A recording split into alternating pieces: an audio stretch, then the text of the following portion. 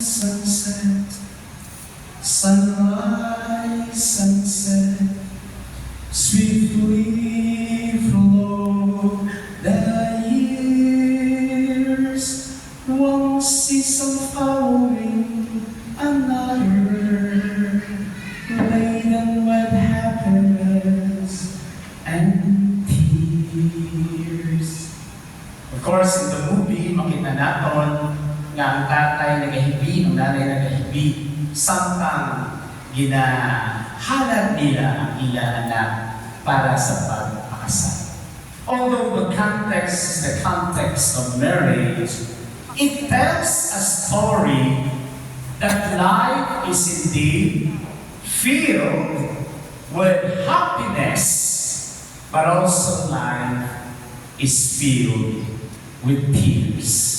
Nga ang kabuhi, puno sang kalipay, apang ang kabuhi, puno man sang kasubo.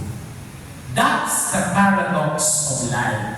Wala sa kabuhi, napagdiri sa kalibutan, na kalipay ng tanan. Our life will always be laden with tears.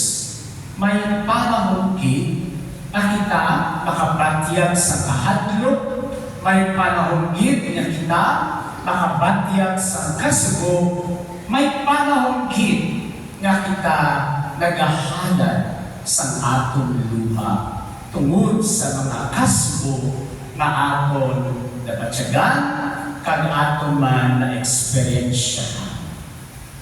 Life is filled both with happiness and tears.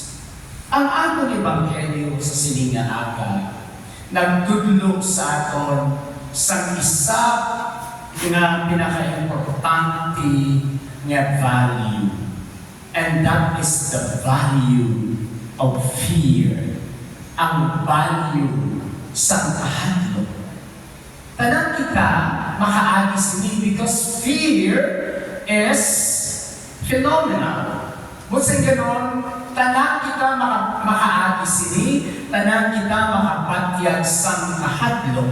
Sino lang bala ang hindi mahadlok na magdula kita sa sininga kalibutan?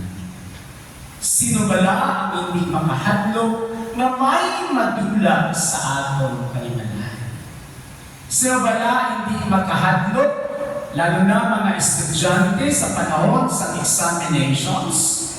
Sino bala hindi makahadlok sa mga professionals na nag-aatubang sa madamo ng mga challenges sa ilang kabuhi?